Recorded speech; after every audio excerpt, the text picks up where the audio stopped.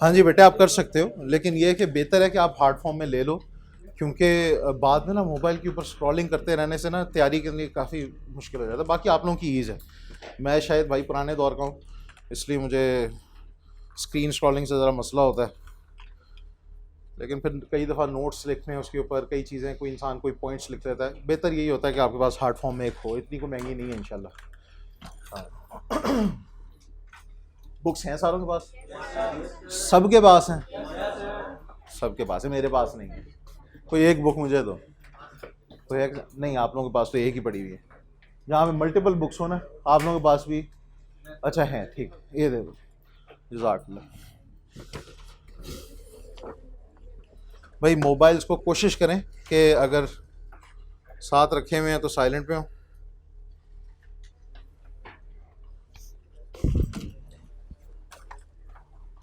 शुरू करें भी? बिस्मिल्लाह करो। अच्छा जी, बिस्मिल्लाहिर्रहमानिर्रहीम।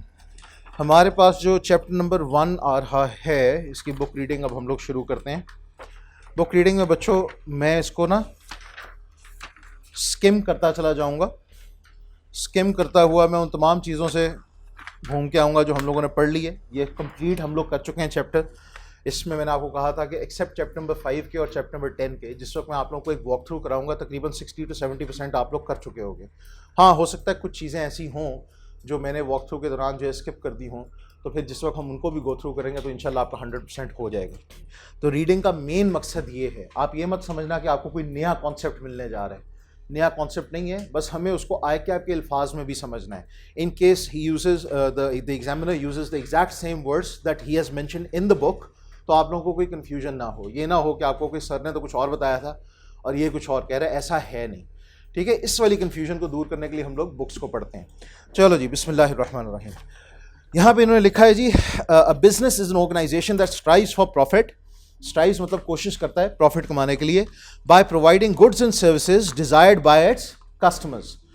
गुड्स भी दे सकता है, सर्विसेज भी दे सकता है। ये गुड्स और सर्विसेज क्या हैं, इसकी डिटेल हम लोग इंशाल्लाह चैप्टर नंबर 7 के अंदर जाके पढ़ेंगे। वो कहते हैं businesses meet the needs of consumers by providing household essentials, clothing, medical care, transportation, banking, communication and countless other goods and services.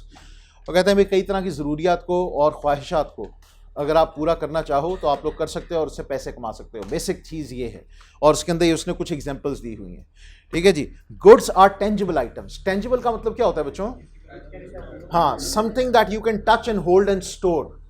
ठीक है, उसको आप स्टोर भी कर सकते हो। मिसाल के तौर पे आप एक रेस्टोरेंट के अंदर जाते हो और जाके उनसे कहते हो कि यार मुझे 2 बर्गर्स दे दो, और आप चाहो तो आप वो बर्गर्स उधर भी खा सकते हो, आप वो चाहो तो आप उनको घर भी लेके जा सकते हो, स्टोर कर सकते हो, you can eat them later. लेकिन यही अगर आप एक हेयर ड्रेसर के पास जाओ और वो अपने स्टाइलिस्ट से जाके आपको कि यार मुझे ज़रा एक कटिंग कर दो, आपको कटिंग कर देगा, और फिर आप सोचो कि मैं तो इंग्लैंड जा रहा हूँ, इंग्लैंड में तो यही वाला जो हेयर स्टाइल है वो 150 पाउंड में होता है, तो बेहतर यह है कि मैं 5-6 हेयर कट अपने साथ पैक करवा लूँ। हो सकता है? नहीं हो सकता। ये इंटेंजिबल है। क्या है? ये सर्विस है।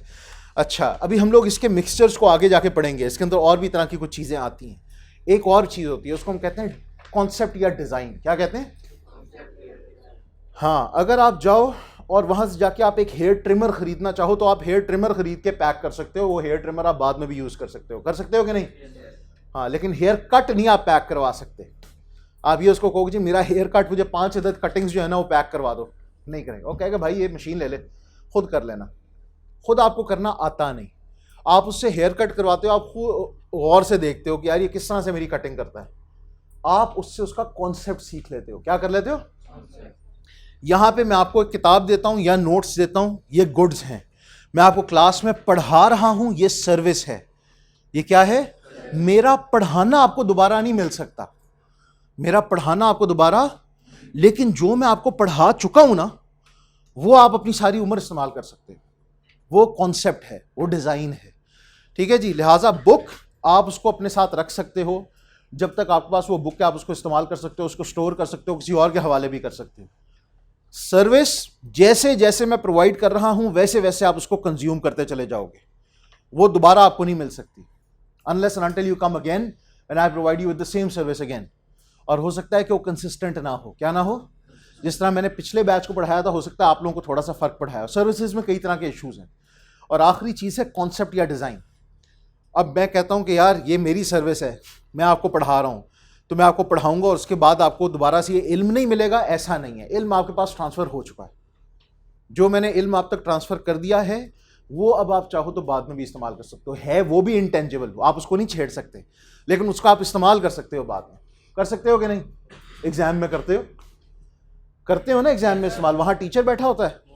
बिल्कुल भी नहीं, ठीक है ना। हाँ, ये बुलान मेडिकल कॉम्प्लेक्स ही नहीं हो रही कि जहाँ के छत के ऊपर बैठ के आपको टीचर वो चीटिंग करवाई जाएगी, ये इसका आंसर ये है, इसका आंसर ये है। या ICAP का एग्ज़ाम होगा, ठीक है। और अगर कोई ACCA का एग्ज़ाम करना चाहेगा तो वहाँ पे हर 5 बच्चों के ऊपर एक कैमरा भी होगा। क्या ख्याल है फिर? इस तरह के एग्ज़ाम तो टीचर तो नहीं है, लेकिन आप उसका कॉन्सेप्ट और डिज़ाइन इस्तेमाल कर रहे हो। तो गुड्स, इन्होंने कहा कि are tangible items that can be held, touched और स्टोर्ड, मैन्युफैक्चर्ड और traded by businesses such as laptops. Example दी है इसने लैपटॉप की। Services are intangible offerings of businesses that cannot be held, touched or stored. Physicians, lawyers, hairstylists, car washes and airlines all provide services. आप लोग भी जो चीज़ provide करोगे वो अकाउंटिंग सर्विसेज होंगी, ठीक है ना। टैक्स कंसल्टेंसी होगी, मैनेजमेंट एडवाइजरी होगी, ऑडिट की सर्विस होगी। अब आपने वो चीज़ प्रोवाइड कर दी, अगर दोबारा से उसको कोई सर्विस चाहिए वो दोबारा से आपके पास आएगा। वो पैक नहीं करवा सकता, वो ये नहीं कह सकता कि यार मेरे अगले 5 सालों की रिटर्न है भी मुझे पैक करके दे दो। ऐसा नहीं है, हर साल उसको आना पड़ेगा, आपसे सर्विस लेनी पड़ेगी। हाँ, एक चीज़ हो सकती है कि वो आपसे उसका इल्म सीख ले। क्या कर ले? हाँ, फिर अगर वो उसका कॉन्सेप्ट आपसे सीख लेता है तो फिर वो खुद से खुद कफील हो जाएगा। इसलिए हम लोग आमतौर पे कहते हैं never teach the tricks of your trade, ठीक है। किसी और को ना सिखाओ, आपने उसको खुद कफील कर दिया। मैं एक दफ़ा अपने वो उसके पास गया, स्टाइलिस्ट के पास गया ना, मैंने कहा कि यार मुझे ना ट्रिमर चाहिए। क्या चाहिए? ट्रिमर चाहिए। मैं कहा यार टाइम ही नहीं मिलता बंदे को, कभी कोई दाढ़ी को सही करना है, कोई मूँछों को कम करना है। उसने कहा क्या करेंगे ट्रिमर का? उन दिनों ज़रा मैंने अब ज़रा टोपी को पहनना कम कर दिया, मुझे सर में दाने बहुत निकलते थे, तो मैं रेगुलर टोपी पहनता था।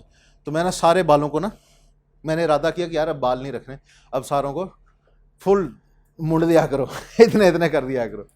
तो मैंने उसको कहा, मैंने कहा कि यार मैं ना सोचा होता हूँ कि ना पूरे के पूरे बालों को ट्रिम कर दिया करो। कहता यानी कि आप अब फिर मेरे पास नहीं आया करेंगे? मैं चुप कर गया। कहता आपको तो मैंने बिल्कुल भी नहीं ला के देना। हाँ, कहता ना सवाल ही नहीं पैदा होता, मैं नहीं आपको ला के देता ट्रिमर। फिर मैंने खुद ही जाके मंगवाया। यार अब मैं एक टेंड कराने के लिए बार बार नाई के पास जाऊँ, तो this is going to be a lot better. तो वो तो उसका तो कॉन्सेप्ट मुझे भी आता था ना करने का, जो दूसरे स्टाइल्स हैं उनका मुझे कॉन्सेप्ट नहीं आता था करने का, वो ज़रा कॉम्प्लिकेटेड है, उनको खुद से करना मुश्किल है। तो उसको पता था कि भाई ये तो खुद का फील होने जा रहा है, इसका मतलब ये है कि ये मेरे पे नहीं रहेगा। तो उससे कहा तुम्हें तो नहीं देना बिल्कुल भी, तो भाई मेरे पास आया कर, हम किस लिए हैं। ठीक है जी, चलें अगली चीज़। सर्विसेज की हम लोगों ने बात कर ली, अब बिजनेसेस की बात हुई है। बिजनेसेस ऑल्सो सेल और सर्व टू अदर ऑर्गेनाइजेशंस। देखो बच्चों, एक लफ्ज है कस्टमर, क्या है, और एक लफ्ज है कंज्यूमर, क्या है। और से सुनते चले जाओ, कस्टमर ये सारे के सारे हैं, कंज्यूमर, हर कंज्यूमर कस्टमर होता है। क्या होता है? हर कंज्यूमर, लेकिन हर कस्टमर कंज्यूमर नहीं होता। कंज्यूमर वो शख्स है जो उस चीज़ को अपने खुद के लिए इस्तेमाल कर लेगा। कस्टमर वो शख्स है जो कि हो सकता है खुद के लिए इस्तेमाल कर ले, अगर खुद के लिए इस्तेमाल कर रहा है तो वो कंज्यूमर है, वरना अगर वो उस चीज़ को आगे बेच रहा है तो ट्रेडर है। क्या है? हाँ, मिसाल के तौर पे आप फर्नीचर बनाते हो, आप फर्नीचर बनाते हो, लकड़ी को ख़रीदते हो, फर्नीचर बनाते हो और आगे बेचते हो। आप लकड़ी के कस्टमर हो, ठीक है ना। लकड़ी को आपने फर्नीचर में तब्दील किया, आगे बेचा, एक और बंदे ने शोरूम वाले से, आप लकड़ी वालों के कस्टमर हो लकड़ी वालों से आपने लकड़ी खरीदी ना, शोरूम वालों ने आपसे फर्नीचर खरीदा, वो आपके कस्टमर हैं। लेकिन क्या वो फर्नीचर खुद के लिए इस्तेमाल कर रहे हैं? नहीं, वो खुद के लिए इस्तेमाल नहीं कर रहे। उससे आगे जाके शोरूम वालों से एक बंदे ने अपने घर के लिए उस फर्नीचर को ख़रीद दिया। ये कस्टमर है, लेकिन ये साथ साथ कंज्यूमर भी है, इसने उस चीज़ को खुद से कंज्यूम किया है। तो कस्टमर और कंज्यूमर ज़रा दो फर्क तरह के लोग हैं। वो आपको यही चीज़ समझा रहा है कि ज़रूरी नहीं है कि आप हर दफ़ा एंड यूज़र को, यानी कि कंज्यूमर को चीज़ बेचो, आप बीच में बिजनेसेस को भी चीज़ें बेच सकते हो। बल्कि कई दफ़ा बिजनेसेस को बेचने का फ़ायदा होता है क्योंकि वो ज़्यादा अमाउंट में आपसे चीज़ें खरीदते हैं। ठीक है जी, चलें। यहां पर वो कह रहा है कि businesses also sell or serve to other organizations such as hospitals, retailers and governments by providing machinery or goods for resale, computers and thousands of other items. अच्छा, कभी कभार बिजनेस भी कंज्यूमर हो सकता है, इस चीज को ध्यान में रखना। मिसाल के तौर पे क्रिश्चियन कॉलेज ऑफ अकाउंटेंसी अगर नेस्ले वालों से मिनरल वाटर लेता है सारी की सारी बॉटल्स, तो यहाँ पे कंज्यूम हो जाती हैं। हम कोई आगे पानी नहीं बेचते, हम तो अपनी कंजम्पशन के लिए ले रहे हैं ना, बावजूद इसका कि हम बिजनेस हैं, लेकिन हम बिजनेस के साथ साथ उस चीज़ के कंज्यूमर भी हैं। ओके कि नहीं, इसने अगर ये बिजनेस है तो ये मेरे से ले रहा है, लाजमन आगे बेचने के लिए लेगा, ऐसा नहीं है। वो हम लोग कंज्यूम कर रहे हैं। अब वो यहाँ पे आके ख़त्म हो गई, इस्तेमाल हो गई ये चीज़, आगे बेचने के लिए नहीं ली। लेकिन हम लोग यहाँ पर अगर क्रिश्चियन कॉलेज ऑफ अकाउंटेंसी के अंदर बुक्स लेते हैं, क्या लेते हैं, एग्जाम्पल दे रहा हूँ, यहाँ पे हमारी बुक शॉप है और हम लोग बुक्स खरीद के पब्लिशर से यहाँ पे रखते हैं, तो जो तो बुक्स हम टीचर्स को या स्टाफ को देते हैं वो तो कंज्यूम हो गई, लेकिन जो बुक्स हम लोगों ने रीसेल के लिए रखी हुई हैं वो कंज्यूम नहीं हुई है, वो हम ट्रेड कर रहे हैं। क्या कर रहे हैं? हाँ, वहाँ से 200 रुपए की खरीदी, यहाँ पे 250 रुपए की बेच दी। So this is actually trading. जी बच्चे, हाँ, आमतौर पे बिजनेस की नेचर ही इस चीज़ को डिसाइड करती है कि आप कंज्यूमर हो उस चीज़ के या फिर आप उसके ट्रेडर हो। मिसाल के तौर पे यहाँ पे अगर हम लोग पानी खरीद रहे हैं तो हम उसके ट्रेडर नहीं हैं, हम तो एजुकेशन को सेल करते हैं, ठीक है। लेकिन अगर हम लोग कोई बुक्स वगैरह और इस तरह की चीज़ें खरीद रहे हैं, यहाँ पे दोनों चीज़ें हो सकती हैं, हम उसको कंज्यूम भी कर सकते हैं और हाँ, और उसको सेल भी कर सकते हैं, ठीक है जी। सॉरी, हर कंज्यूमर कस्टमर हो? गौर से इस चीज़ को सुनना, गौर से। अगर आप घर में लेके गए और आपने नहीं इस्तेमाल किया, आपके बच्चों ने इस्तेमाल किया ना, तब भी आप कंज्यूमर हो। इस चीज़ को गौर से सुनना, क्योंकि आपने आगे उसको बेचा नहीं है, और अगर आपने आगे उसको बेच दिया है अपने बेटे को, तो फिर वो आपका कस्टमर भी बन गया और वो कंज्यूमर है। This is the difference. Basically वो आपकी ही ज़रूरत थी, आपने अपने बेटे की ज़रूरत के लिए ख़रीदा ना उसको। आपने क्यों ख़रीदा? बेटे ने आपको पैसे दिए? नहीं, क्योंकि बेटा आपका है इसलिए ज़रूरत भी आपकी है, आपने उसकी जिम्मेदारी समझी है। आप समझ रहे हो फ़र्क? इतने हम लोग बेमुरवत नहीं हैं अपने ख़ानदान वालों के साथ कि हम कहेंगे तुम्हारी ज़रूरत तुम्हारी है, मेरी ज़रूरत मेरी है, ऐसा नहीं, ठीक है। चलें आगे। वो कहते हैं 10 businesses create the goods and services that are the basis of our standard of living. एक चीज़ ज़हन में रख लेना, जितने ज़्यादा और जितनी तरह के बिजनेसेस आपके इलाके में मौजूद होंगे, उतना ज़्यादा स्टैंडर्ड ऑफ लिविंग जो है वो चेंज होगा, अपग्रेड होगा। अगर एक इलाके के अंदर रेस्टोरेंट्स ही नहीं हैं तो वहाँ पे आप डाइन आउट का कॉन्सेप्ट पूरा कर सकते हो?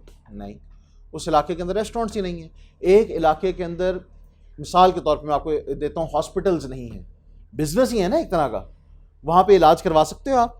नहीं। ये जना हॉस्पिटल में जाओ ना, करीब ही है, वहाँ पे आपको जितना रश नज़र आएगा उसमें से 70% रश जो लाहौर से बाहर के लोगों का होता है। उन बेचारों के इलाकों में हॉस्पिटल्स नहीं है। अब चूंकि वो बिजनेस, वो पर्टिकुलर ट्रेड, वो पर्टिकुलर प्रोफेशन वहाँ पे अवेलेबल नहीं है, इसलिए वहाँ के लोगों को मजबूरन वहाँ से उठ के लाहौर आना पड़ता है और यहाँ पे आके इलाज कराना पड़ता है। तो क्वालिटी ऑफ लाइफ वहाँ पर यहाँ की निस्बत लो है, ठीक है जी। इसी तरह फ़र्ज़ करो कि आपके इलाके में बैंक्स नहीं है, तो आप बैंक अकाउंट खुलवा सकते हो? एटीएम से कैश निकलवा सकते हो? नहीं, आपको दूर दूर के इलाकों में जाना पड़ेगा। तो बिजनेसेस अल्टीमेटली सारे के सारे लोगों को वो तमाम तर गुड्स एंड सर्विसेज प्रोवाइड करते हैं जिससे उनकी क्वालिटी ऑफ लाइफ इंक्रीज हो जाती है। वरना आपके पास बेतहाशा पैसा हो भी तो आप कुछ नहीं कर सकते, क्योंकि वहाँ पे वो चीज़ है ही नहीं, वहाँ पे वो चीज़ है ही नहीं। पैसा इज़ नॉट योर मकसद, रिमेंबर दैट। पैसा इज़ आप समझ लो, it is actually a means to an end. आपको अगर अल्लाह हिफाजत फरमाए कहत पड़ जाए किसी इलाके के अंदर, गंदम हो ही ना खाने के लिए, तो कैश हम खा सकते हैं? नहीं खा सकते। उस कैश, वो कैश हमारे लिए बोझ बन जाएगा। हम कहेंगे भाई कैश ले लो, मुझे खाने के लिए दे दो, कैश ले लो, मुझे पानी पीने के लिए दे दो। कैश हम पी भी नहीं सकते, हाँ, कैश को हम पहन भी नहीं सकते। तो cash is ultimately just a means to an end. वो यही आपको कह रहे हैं कि किसी जगह की क्वालिटी ऑफ लाइफ इंक्रीज करनी है तो वहाँ पर सिर्फ पैसे से नहीं होगी, बल्कि पैसे के अलावा वहाँ पर मौजूद बिजनेसेस से होगी जो आपको मुख्तलिफ तरह के गुड्स एंड सर्विसेज प्रोवाइड कर रहे होंगे। चलें जी, वो अगली चीज़ आपको कहता है, the standard of living of any country is measured by the output of goods and services people can buy with the money they have. This provides a basis for comparing standard of living among different countries. कहते हैं अगर आपने मुख्तलिफ इलाकों को या मुख्तलिफ कौमों को, मुख्तलिफ कंट्रीज़ को कंपेयर करना है तो आम तौर पे आप वहाँ पर मौजूद फैसिलिटी से कंपेयर करते हो। ऐसा ही है ना, हम कहते हैं वहाँ पे बड़ी सहूलियात हैं। सहूलियात कहाँ से आती हैं? बिजनेसेस से आती हैं।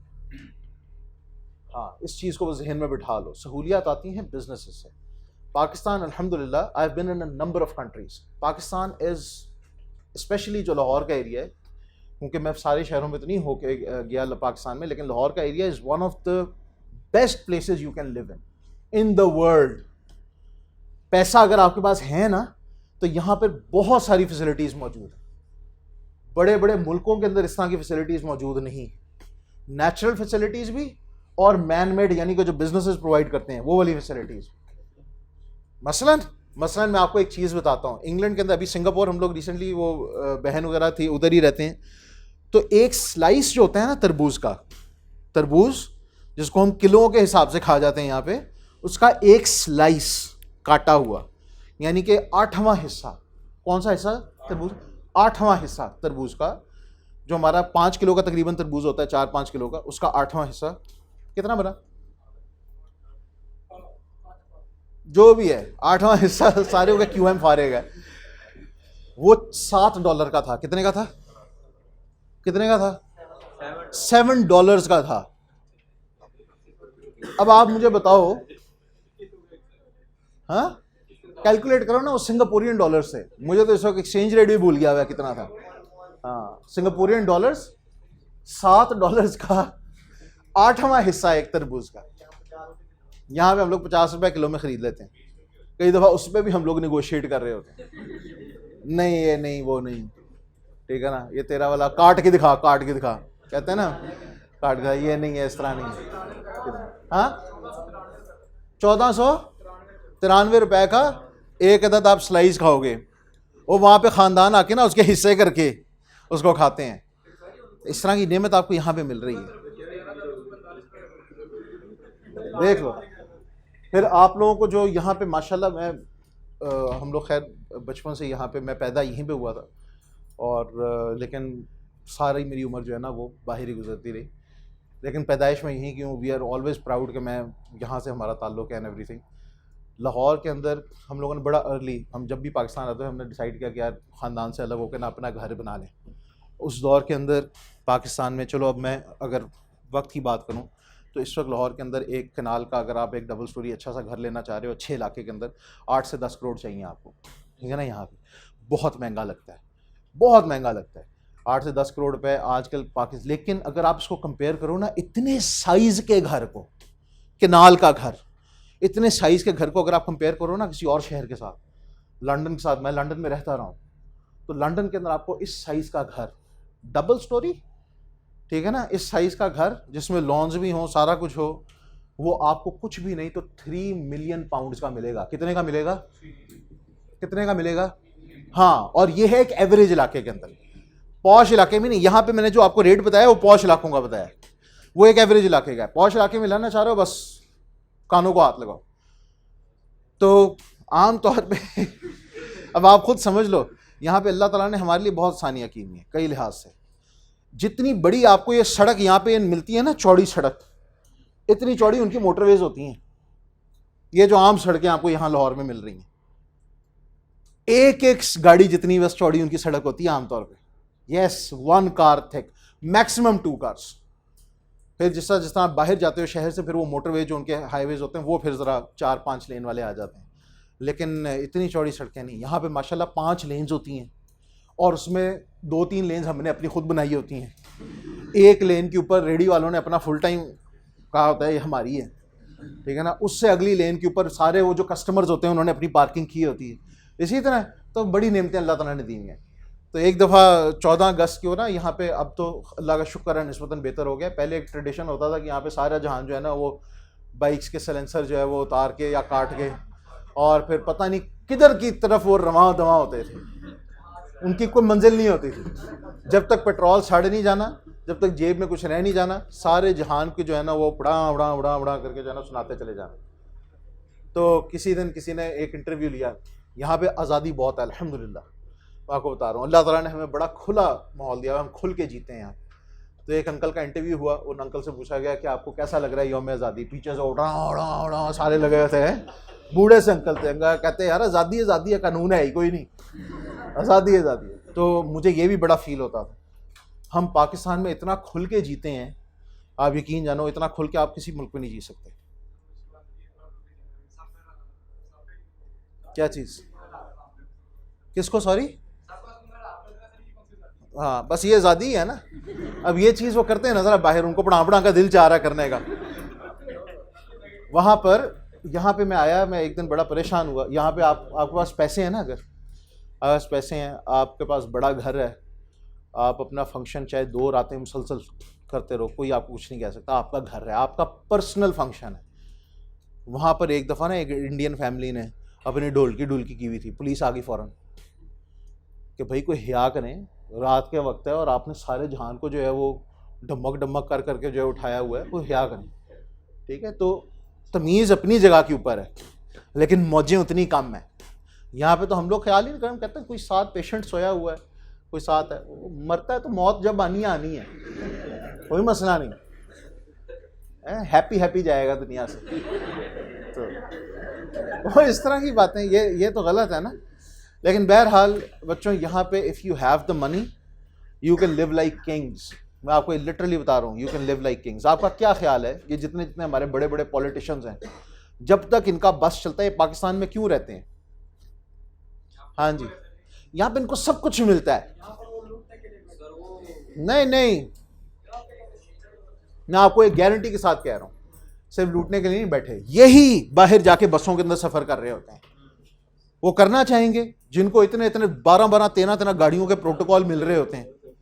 तो मैं आपको हकीकतन बता रहा हूँ, क्वालिटी ऑफ लाइफ अगर आप देखना चाह रहे हो ना, पैसा अगर आपके पास है, पाकिस्तान से ज़्यादा क्वालिटी ऑफ लाइफ बहुत कम मुल्कों में मिलेगी आपको, बहुत कम मुल्कों में। शर्त यह कि पैसा हो, कमाई नहीं है यहाँ पे, अनफॉर्चुनेटली कमाई नहीं है, फैसिलिटीज बहुत है। हाँ जी, नवाज शरीफ को तो नहीं, वो आपको क्या लगता है वो इधर नहीं आना चाहता? वो सऊदी अरब में मौजे नहीं मार रहा था, सऊदी अरब में वो मौजे नहीं मार रहा था, इतना अच्छा रह रहा था, उसको भी यहाँ पे एक बादशाहत नज़र आ गई। और मैं इसका आबाई घर था नवाज शरीफ का, वो हमारी फैमिली को मिला हुआ था। बेसिकली जिस वक्त इसको जिला वतन किया था, तो मेरी खाला जो सोशल वेलफेयर की डायरेक्टर थी, तो इसका जो मॉल टाउन वाला घर है ना, वो सारी गली इसकी फैमिली की है, वो पूरी की पूरी गली उसकी फैमिली की। और जो आखिरी घर था वो नवाज शरीफ का अपना था, उसमें अब्बास शरीफ, नवाज शरीफ और इसके बाप का बेसिकली पूरा यूनिट था, बहुत बड़ा घर। तो वो हमें मिला हुआ था, तो हमें पता है कि इनका आबाई घर कितना लेवल का था। अब तो भाई जो इनकी जो जाती उम्र और ये वो तो देखने वाली जगह है। ये इस तरह की मौजें कर सकते हैं, वहाँ पे जाके देखना इनका कितना कोई बड़ा घर है। लंदन में कोई इतना बड़ा नहीं है इतना बड़ा, ये हर एक के लिए भाई। तो लिहाजा पाकिस्तान के अंदर फैसिलिटीज़ बहुत हैं, कमाई नहीं है अनफॉर्चुनेटली। हाँ जी, हाँ जी, बहुत सारी वजूहत है, ये क्लास के बाद आपके साथ इंशाल्लाह डिस्कस करेंगे, है ना। बहुत सारी वजूहत, एक वजह नहीं है। अच्छा जी, इससे आगे हम लोग चलते हैं। कहते हैं जी, अभी मैंने कुछ आपको वजूहत बता भी तो दी हैं, है ना, आज़ादी, फैसिलिटीज़, मौजें, बड़े घर। हाय, वो कहते हैं businesses play a key role in determining our quality of life by providing jobs and goods and services. ये गुड्स एंड सर्विसेज वाली चीज़ जो है ना, वो फॉर्चुनेटली हमारे पास है। ये जो प्रोवाइडिंग जॉब्स वाली चीज़ है ना, ये अनफॉर्चुनेटली कम है। उसकी वजह यह है कि हमारे पास आबादी भी उतनी ही है, और आबादी भी पढ़ी लिखी है। आपको लग रहा है कि शायद पाकिस्तान की आवाम पढ़ी लिखी नहीं है, ऐसी बात नहीं है। पाकिस्तान की आवाम में ना बेसिक एजुकेशन चूँकि कम है, इसलिए हम लोग कहते हैं कि जी एजुकेशन कम है, बेसिक एजुकेशन कम है। यानी कि मैट्रिक एफएससी वाली जो मिकदार है ना, वो वाले लोग आपको कम मिलेंगे। लेकिन जो एक दफ़ा वो कर जाता है ना, आम तौर पे तकरीबन हर बच्चा जो है ना फिर आगे जाके 16 जमातें कर जाता है। ये यहाँ का है, यहाँ पे तकरीबन जो भी बच्चा अपनी बेसिक एजुकेशन कर जाता है वो हायर एजुकेशन की तरफ चला जाता है। अब हायर एजुकेशन वाला बच्चा हमेशा ये एक्सपेक्ट करता है कि मुझे जॉब भी अच्छी मिलेगी, जॉब के चक्कर में वो जाता है और आगे बिजनेस ही कोई नहीं होते, पहले ही उन जॉब्स के ऊपर कब्जा हुआ होता है, विच इज़ वाई अनफॉर्चुनेटली यहाँ पे कमाइयाँ कम है। अब जॉब वाले भी क्या कहते हैं, जॉब वाले कहते हैं कि आपका एक बंदा एक्सपीरियंस होता चला जा रहा है, 3-4 लाख की तनख्वाह ले रहा है, वो कहता है मुझे 5-6 लाख मिल जाए। वो कहते हैं भाई मेरी बात सुन, तुझे हमने जो 5-6 लाख देना है ना, ये जो फ्रेशली क्वालिफाइड आया ना, इसके ऊपर एक दफ़ा थोड़ा सा खर्चा करेंगे ट्रेनिंग का, और उसको हम लाख रुपए के अंदर रख लेंगे। करनी है तो कर, नहीं तो भाग। कंपटीशन बहुत है जॉब मार्केट के अंदर, तो इसलिए भी यहाँ पे कमाई का इशू है, फैसिलिटीज का इशू नहीं है। अगली चीज वो कहते हैं quality of life refers to the general level of human happiness, हाँ, based on such things as life expectancy, educational standards, health, sanitation and leisure time. अब जरा मैं आपको बताता हूं फर्क कहां पे आता है हमारा, ठीक है, गौर से देखते चले जाओ।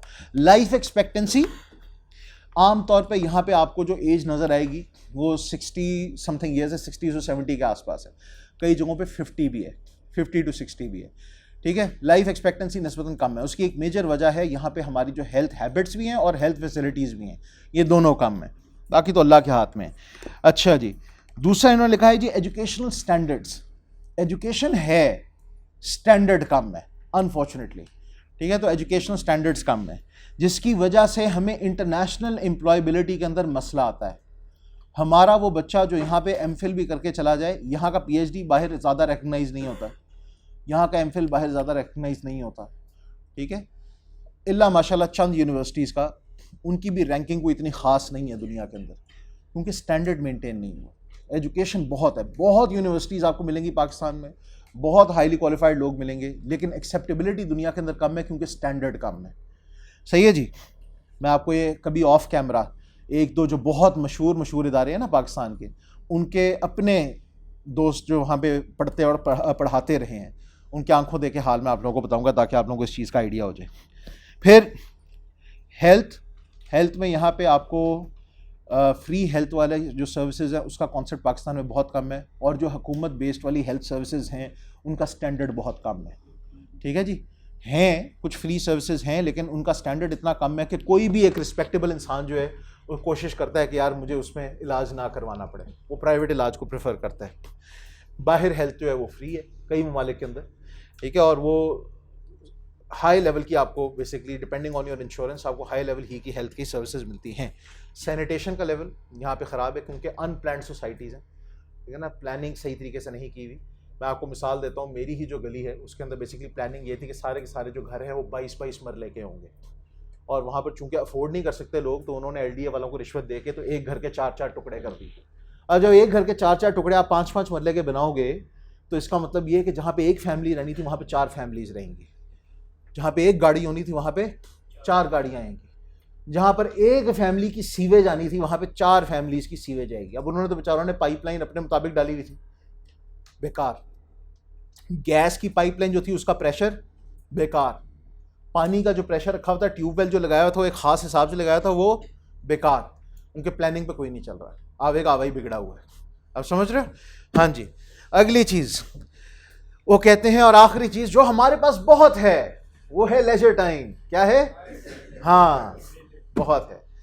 और यहाँ पर हाँ एक चीज का मसला है, वो ये है कि कमाइयाँ चूँकि कम हैं इसलिए इंटरनेशनल लेजर टाइम हम लोग अक्सर औकात नहीं इंजॉय कर पाते, लेकिन local leisure time very easy, very simple, ठीक है, बहुत आसानी के साथ आप लोग इस तरह की काम कर पाते हो जो कि बाहर आप लोगों के लिए करना बड़ा मुश्किल होता है।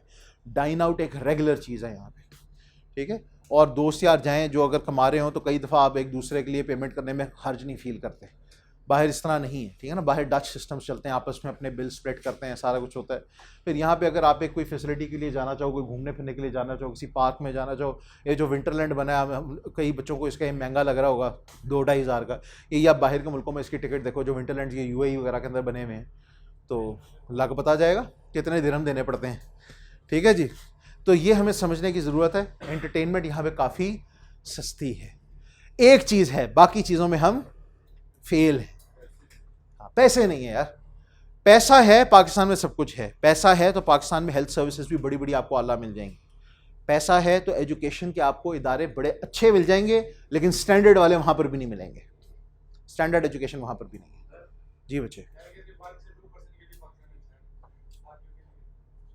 10% के लिए नहीं, 10% है, क्योंकि मैं आपको एक वजह बताता हूँ। आपको लग रहा है कि शायद पाकिस्तान के अंदर लोग जो हैं वो गरीब है नहीं इतने। हाँ, पाकिस्तान के अंदर मिडिल क्लास ख़त्म हो रही है, पाकिस्तान के अंदर जो मिडिल क्लास है ना वो आहिस्ता आहिस्ता ख़त्म हो रही है। हाँ, और ये 1400 साल पहले हमें हजूर सल्लल्लाहु अलैहि वसल्लम ने कह दिया था कि जहाँ पर सूदी निज़ाम होगा वहाँ पे ये होगा, वहाँ पे अमीर अमीर से अमीर तर होता चला जाएगा, गरीब गरीब से गरीब तर होता चला जाएगा। और फिर क़यामत की निशानियों में से है कि जानवर चराने वाले और खेती बाड़ी करने वाले जो है ना वो बहुत अमीर हो जाएंगे, और जो शरीफ लोग हैं वो बहुत गरीब हो जाएंगे। अब बाहर के पहले के दौर के अंदर जितने भी जो जानवर रखते थे या फिर जो खेती बाड़ी, वो शहर से बहुत दूर होते थे, बहुत दूर होते थे, और उनके वहाँ के एरियाज़ बड़े सस्ते होते थे। अब तो बिल्कुल उल्टा हिसाब हो गया, अब हर बंदा स्कीमें बनाता फिर रहा है, ऐसा ही है ना। हाँ, वो मेरे फलाने ज़मीन है, ये ज़मीन है, उसको स्कीम बना दो, मेरे पास इतने जानवर हैं। अब जिसके पास जानवर हैं उनके पास बहुत ज़्यादा वेल्थ है, ठीक है। अब आम तौर पे क्या होता है, आम तौर पे एग्रीकल्चर से रिलेटेड जो लोग होते हैं वो ज़्यादा एजुकेटेड नहीं होते, लेकिन अब पैसे की बुनियाद के ऊपर जितने भी हमारे पॉलिटिशियंस हैं ना, आप देखोगे उन सारों के ज़मींदाराना बैकग्राउंड्स हैं, कुछ के इंडस्ट्रियल बैकग्राउंड्स हैं, कुछ के ज़मींदाराना बैकग्राउंड्स हैं। अब जब एजुकेशन है ही नहीं, उन्होंने मुल्क को क्या चलाना है, वो तो उनको उसी तरह चलाएंगे जिस तरह अपने जानवर को चलाएंगे, ऐसा ही है ना। और वो एग्जैक्टली वही कर रहे हैं। हम लोगों को उन्होंने भेड़ बकरियों की तरह ही ट्रीट किया हुआ है। अगर इनको इसी तरह से चलाना है, इनको इसी तरह से चलाना है जिस तरह अपने जानवर को चलाना है, ठीक है। That is how we are going to do it. तो पैसा यहाँ पे कम नहीं है। यहाँ पे मेरे जितने स्टूडेंट्स, कोई डालों पे आ रहा होता है, कोई फॉर्च्यूनर पे आ रहा होता है, वो सारे के सारे बैकग्राउंड ज़मींदाराना बैकग्राउंड है। कोई भी इस तरह के एजुकेटेड बच्चों का, वो एजुकेटेड माँ बाप का बच्चा नहीं है। आमतौर पे वो फलानी जगहों पे ज़मीन है सर, फलानी जगहों पे ज़मीन है, फलानी जगहों के ज़मींदार है। तो that is how they are. अब जिस वक्त आपका पैसा प्रोफेशन से ख़त्म हो जाता है, किससे ख़त्म हो जाता है, प्रोफेशन से ख़त्म होकर लैंड की तरफ चला जाता है ना, then it becomes a matter of just assets, not grooming, not education. फिर आप एजुकेशन की तरफ क्यों फोकस करोगे? आप नहीं करोगे फोकस, आपको पता है कि यहां से पैसा आना है। This is where the wealth lies.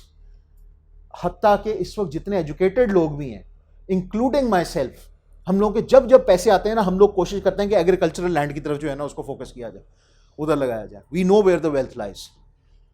तो इसका मतलब यह है कि अगली 2-4 नस्लों के अंदर फिर ये हमारे साथ भी होगा, हम भी उसी कैटेगरी के अंदर फॉल कर जाएंगे, unless and until we pay special attention to the other stuff.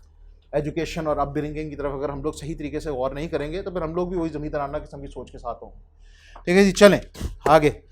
वो कहते हैं the profitability of a business can be measured through key variables such as revenue, cost and profit. Revenue का मतलब sales होता है, क्या होता है? इनकम या सेल्स। लेकिन इनकम या सेल्स थ्रू नॉर्मल ट्रेड, क्या चीज?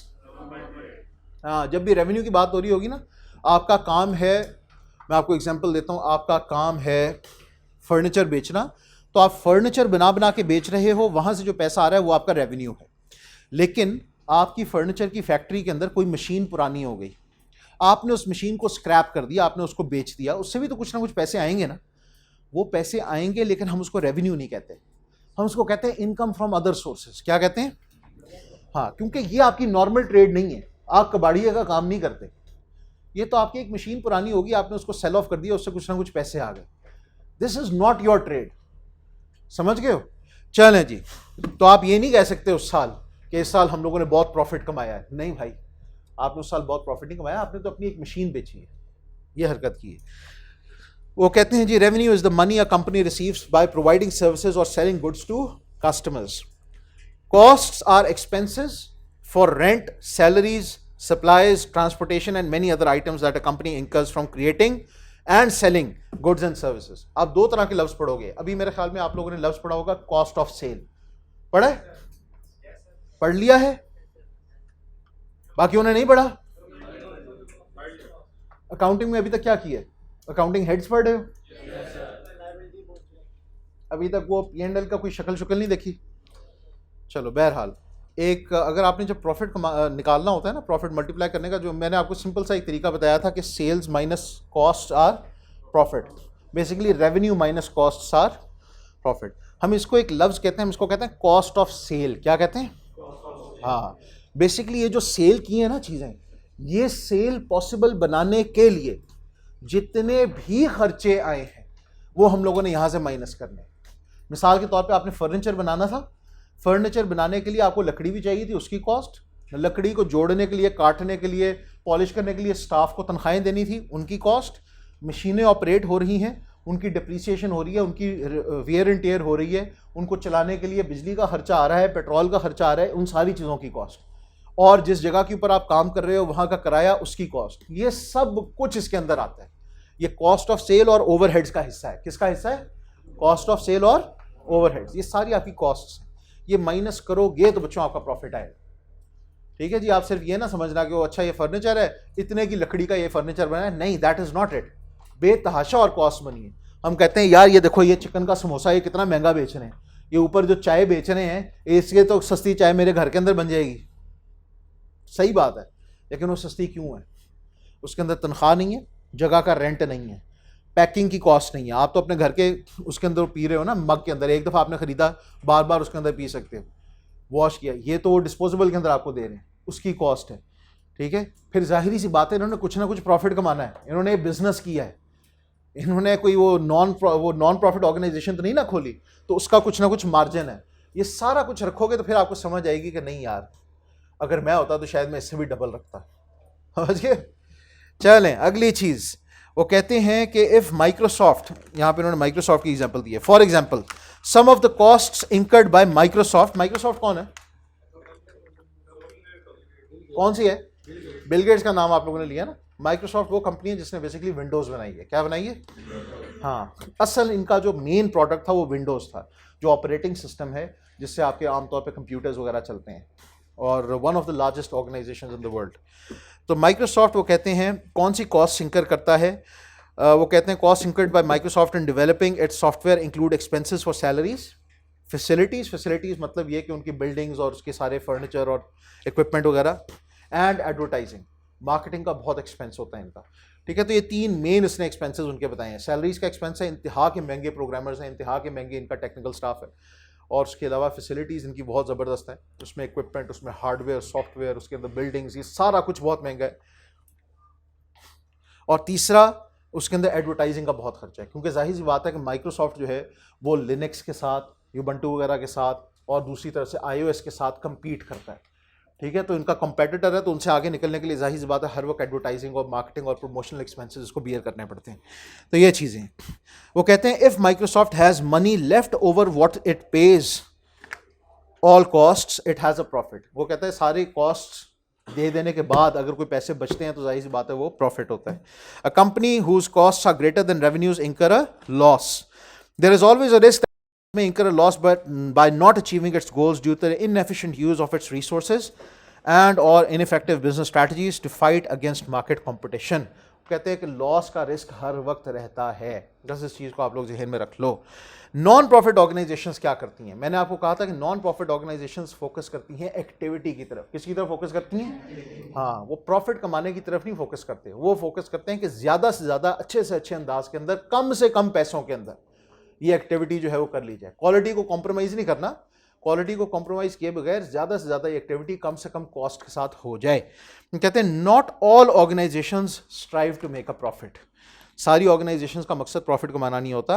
अ नॉन प्रॉफिट ऑर्गेनाइजेशन या not for profit organisation is an organisation that exists to achieve some goals other than the usual business goal of profit. Charities such as the ED Foundation and the Citizens Foundation are not-for-profit organizations, as are most hospitals, educational institutes, social works organizations, non-governmental organizations, civic groups and religious organizations। मैं आपको एक simple सी मिसाल दे देता हूँ मस्जिद की। मस्जिद एक इदारा होता है, एक ऑर्गेनाइजेशन होती है। मस्जिद की फैसिलिटीज़ होती हैं, बिल्डिंग होती है, उसके अंदर बिजली वगैरह का खर्चा होता है, वहाँ पे नौकर चाकर रखे होते हैं, मस्जिद का खादिम होता है, मस्जिद का इमाम होता है। आ जाएं, यूटिलिटीज़ के खर्चे होते हैं, या 2 मिनट के बाद, अभी रिकॉर्डिंग हो रही है, अभी बाद में। ठीक है। ये सारी की सारी फैसिलिटीज़ होती हैं, इन सारी फैसिलिटीज़ के ऊपर खर्चे होते हैं। क्या किसी चीज़ को कमाने के लिए होते हैं? नहीं। वहाँ पे मकसद ये है कि इस इलाके के अंदर लोगों को रिलीजियस एक्टिविटीज़ परफॉर्म करने की एक जगह मिल जाए। That is it. वो अगर हो रहा है they are fine with it, अगर नहीं हो रहा तो फिर इसका मतलब ये है कि अपने मकसद को अचीव नहीं कर पा रहे, इसका मकसद ही कुछ और है। तो उसके लिए बजट कहाँ से आता है आमतौर पे? ये डिपेंड करता है। वो बजट हो सकता है, अगर कोई प्राइवेट मस्जिद है तो जिस बंदे ने मस्जिद बनाई है वो कहता है कि यार मैं बियर करूंगा expenses, I don't care. Otherwise कभी कभार अगर वो प्राइवेट मस्जिद नहीं है तो उस इलाके के जितने भी लोग होते हैं जो उसकी सर्विसेज को इस्तेमाल कर रहे हैं वो उसके अंदर कॉन्ट्रीब्यूट करते हैं। वो कहते हैं यार हम इधर नमाज पढ़ते हैं ना आके, हम यहाँ के पंखे भी इस्तेमाल करते हैं, यहाँ का पानी भी इस्तेमाल करते हैं, यहाँ का एसी भी इस्तेमाल करते हैं। तो जब हम यहाँ पे करते हैं तो यहाँ के इमाम की तनख्वाह और ये सारा कुछ हम लोग खुद इसके अंदर कंट्रीब्यूट करेंगे। This is how they do it. This is a non profit organisation. ठीक है बच्चों? हाँ जी, ये भी सारा कुछ हम आगे पढ़ेंगे, चैप्टर नंबर 2। हाँ, चैप्टर नंबर 2। ये सब की सब एक चीज़ आप जहन में रख लो, एनजीओज सारी की सारी नॉन प्रॉफिट ऑर्गेनाइजेशंस एनजीओज नहीं होती, सारी की सारी। हाँ, लेकिन सारी की सारी एनजीओज नॉन प्रॉफिट ऑर्गेनाइजेशंस होती हैं। इस चीज़ को जहन में रख लो, सारी नॉन प्रॉफिट ऑर्गेनाइजेशंस एनजीओज नहीं होती, लेकिन तमाम तर एनजीओज नॉन प्रॉफिट ऑर्गेनाइजेशंस होती हैं। एनजीओ का मतलब होता है नॉन गवर्नमेंटल ऑर्गेनाइजेशन। क्या मतलब होता है इसका? हाँ, जिसमें गवर्नमेंट का कोई अमल दखल ना हो, ये प्राइवेट लोग खुद से कर रहे हो। और एनजीओ का मतलब कतई तौर पे कोई चैरिटी भी नहीं होता। हाँ, चैरिटीज एनजीओज होती हैं, लेकिन चैरिटीज हो सकता है कि हुकूमत के अंडर वाली भी चैरिटीज हों, ये भी हो सकता है, पब्लिक सेक्टर चैरिटीज भी हो सकती हैं, लेकिन चैरिटीज एनजीओज होती हैं। आमतौर पे इंडिविजुअल्स ही उसको हैंडल कर रहे होते हैं, लेकिन तमाम तर एनजीओज खैराती काम नहीं कर रहे होते। एनजीओज के कई तरह के मकासद हो सकते हैं, पॉलिटिकल एजेंडाज भी हो सकते हैं।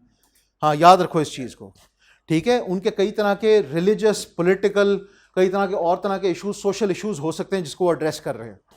तो एनजीओज का बस मतलब ये है कि इसमें गवर्नमेंट का कोई अमल दखल नहीं है, नॉन गवर्नमेंटल ऑर्गेनाइजेशन है। और इसी तरह नॉन प्रॉफिट ऑर्गेनाइजेशंस का भी मतलब कतई तौर पे ये नहीं है कि सारे के सारे खैराती इदारे हैं, ठीक है? उसके अंदर आर्मी जो है ये भी नॉन प्रॉफिट ऑर्गेनाइजेशन है। आर्मी ये खैराती काम करते हैं? क्या ख्याल है? ये तो मारदाड़ करते हैं। हाँ, लेकिन इनका काम प्रॉफिट कमाना नहीं है। अब इसी तरह आई कैप है, आई कैप कोई खैराती काम करता है? नहीं, लेकिन आई कैप नॉन प्रॉफिट ऑर्गेनाइजेशन है। तो इसका क्या मतलब है? यहाँ पे नॉन प्रॉफिट ऑर्गेनाइजेशन में काम करने वाले लोग वो वॉलंटियर्स होते हैं, रजाकाराना तौर पे काम करते हैं? नहीं, बल्कि कई दफ़ा नॉन प्रॉफिट ऑर्गेनाइजेशंस में काम करने वाले लोग are one of the most highly paid people. क्योंकि वो नॉन प्रॉफिट ऑर्गेनाइजेशन का असल मकसद क्या है? अपनी एक्टिविटी को अचीव करना। याद है मैंने कहा था असल फोकस किस चीज़ पे है? और अगर एक्टिविटी को अचीव करने के लिए आपको बेहतरीन वाले लोग चाहिए, तो बेहतरीन वाले लोग मुफ्त में नहीं मिलते, उनके लिए आपको ठीक ठाक पैसे देने पड़ते हैं। आर्मी वाले इतने नखरे दिखाते हैं सिलेक्शन के दौरान, तो आपके ख्याल में मुफ्त में उनसे काम कराएंगे? नहीं, हाईली पेड। हाँ जी, हाँ, तो बजट है ना, सेल्स तो नहीं है ना, बजट है। क्या है? हुकूमत से। तो मेरी जान, वो बजट लेते हैं, सेल्स नहीं करते। आपको समझ आ रही है कहानी? बजट क्या है? बजट क्या है? बजट क्या है? अस्करी को भी आर्मी के साथ ना करना कंफ्यूज, AWT को, अस्करी को, DHA को आर्मी के साथ कंफ्यूज ना करना। Army is different, army is different. ये फौजियों के बिजनेस हैं। क्या है? हाँ, ये आर्मी के बिजनेस नहीं है। यहां पर ये जो आपको AWT और DHA और ये सारा कुछ नजर आ रहा है, इसका ताल्लुक फौजियों की तनख्वाहों के साथ है। किसके साथ है? इनके प्रोविडेंट फंड कटते हैं तनख्वाहों से, वो सारे के सारे जमा होते हैं। उससे वो कहते हैं कि यार हम लोगों ने कोई ना कोई बिजनेस करना है, ये सारे मिलकर बिजनेस करते हैं। AWT इनके सालों के पैसे इकट्ठे करता है, और उसके बाद इन्होंने कहा कि सबसे अच्छा बिजनेस क्या हो सकता है? डंडा तो हमारे पास है, तो हम लोग यहाँ पे जाके ज़मीन खरीदेंगे वीराने के अंदर, ठीक है ना? वो बॉर्डर के करीब जाके ज़मीन खरीदी, और चूंकि डंडा तो हमारे पास है, यहाँ पे आके एक पॉलिटिशियन के कान खींचे, वहाँ तक गैस की पाइपलाइन पहुँचा, वहाँ तक सड़कें पहुँचा, LDA को जाके खींचा, इसको जो है ना कमर्शियल जोन के अंदर लेके आओ, फॉरन उन्हें लेके आए। पक्की इन्वेस्टमेंट, पक्का प्रॉफिट। हाँ जी, उनकी जो तनख्वाहों की इनकम होती है उससे करते हैं। हाँ जी,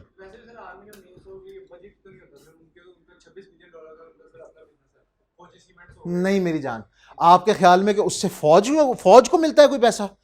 सिर्फ फौजियों को मिलता है, फौज को नहीं मिलता। वो फौजियों का बिजनेस है, वो फौज का बिजनेस नहीं है। अनलेस एंड अनटिल, और आप कहां से लेके आओगे? किसने इनको इजाजत दे दी? फौज के पास पैसा कहां से आता है? पहले मुझे ये बताओ। इसने कहा बजट से। बजट के पास पैसा कहां से आता है? टैक्स से। टैक्स किसका होता है? हमारा पैसा होता है। हम क्यों देते हैं हुकूमत को?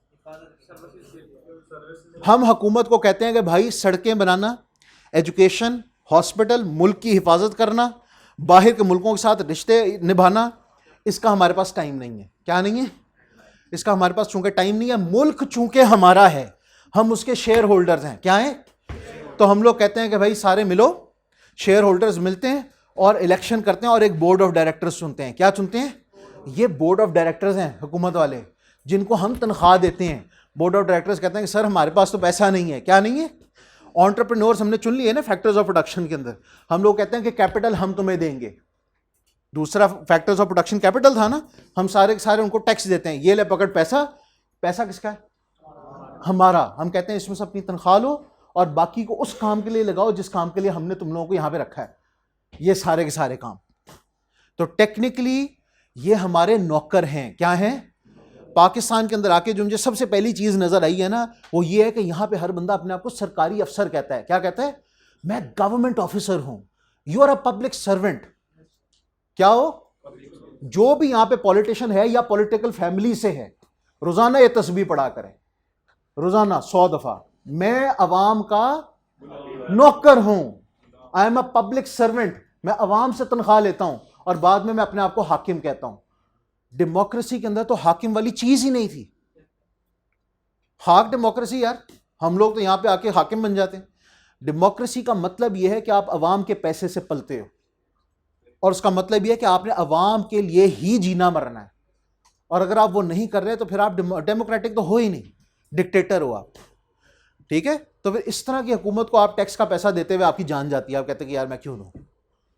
अब हमें समझ आती है कि क्यों हमारी जान जाती है, क्योंकि हमारे पास पब्लिक सर्वेंट्स नहीं, हमारे पास हुक्मरान है। क्या है? यस। और ये हुक्मरान किस तरह से हो गए?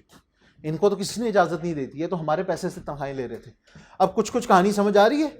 अगर आपको एक बिजनेस चलाना आ गया ना बच्चों, आपको आहिस्ता आहिस्ता मुल्क का भी समझ आना शुरू हो जाएगा, और आपको समझ आना शुरू हो जाएगा कि मुल्क के अंदर कहां कहां पर कमी और कहां कहां पे अच्छाई है। छोटे लेवल के ऊपर काम को संभालना और बड़े लेवल के ऊपर काम को संभालना, इसमें कई तरह के फर्क हैं, लेकिन एसेंशियल कंपोनेंट सेम है। जो शख्स एक छोटा सा बिजनेस नहीं ना संभाल सकता, वो बड़ा मुल्क भी नहीं संभाल सकता। लिहाजा आपको पहले अपने आप को छोटे लेवल पे ट्रेन करना है, फिर आपको समझ आएगी कि बड़े से बड़े लेवल के ऊपर किस तरह से हम लोग लेके चलेंगे चीजें। हुक्मरान जो है ना, हुक्मरान, ये हकीकी मायनों के अंदर दीनी एतबार से इंतहाई अच्छे लोग होते हैं। और हदीस का मफहूम आता है, अल्लाह ताला को हमेशा माफ फरमाए कि अपने हुक्मरानों को बुरा मत कहो, ये तुम्हारे अमाल का नतीजा है। क्या है? ये तुम्हारे अमाल का नतीजा है। इसका मतलब ये है कि अगर हमारे ऊपर कोई इस तरह का हुक्मरान है जिसको हम कहते हैं कि ये यू टर्न्स लेता है, तो याद रखो हम भी अपने वादे की खिलाफी करते हैं, इसलिए हमने इस तरह का बंदा चुना। हमारा ऊपर का बंदा कोई डाकू है, कोई फ्रॉडिया है, कोई चोर है। हम लोगों ने चोरों का डाकू बड़ा चोर, बेवकूफ़ों का सरदार बड़ा बेवकूफ़, चोरों का सरदार बड़ा चोर डाकू, फ्रॉडियों का सरदार बड़ा फ्रॉडिया, और नेक लोगों का सरदार बड़ा नेक इंसान। तो जो भी शख्स आपको अपने टॉप पे नजर आ रहा है ना, he is a bigger reflection of our own true self. वो हमारी रिफ्लेक्शन है, ये हमारे दीन ने हमें सिखाया है। लिहाजा अगर आपको उसमें कोई भी बुराई नजर आ रही है, तो पहले अपने लेवल पे और अपने दोस्तों यारों अपने खानदान के लेवल पे देखो कि हमारे अंदर वो बुराई किस लेवल पे है, उसको खत्म करो, और उससे आगे से आगे, उससे आगे से आगे करो। आपको मैं गारंटी के साथ कह रहा हूं, जहां पे अवाम अच्छी होती है ना, वहां पे बुरा हुक्मरान सर्वाइव कर ही नहीं पाता। और जहां पे अच्छे से अच्छा हुक्मरान हो और अवाम जो है वो हमारे जैसी हो, वो भी नहीं सर्वाइव कर पाता। ठीक है? तो इस चीज को आप लोग जहन में बिठा लो। That is it for today. ठीक है जी। आगे एग्जाम्पल्स याद रखना। एग्जाम्पल्स मैं आप लोगों को नहीं पढ़ाऊंगा, एग्जाम्पल्स मैंने आप लोगों को पढ़ाई हुई हैं, अपनी वाली एग्जाम्पल्स बताई हैं। और अगर आप खुद से पढ़ना चाहो, 100 बिस्मिल्लाह। आप उसके फिर बाद में अगर कोई क्लैरिटी चाहते हो, आप आके मेरे से क्वेश्चंस पूछ सकते हो, मैं आपको एक्सप्लेन कर दूंगा। ठीक है बच्चों, that is it for today. जज़ाकल्लाह। अस्सलाम वालेकुम।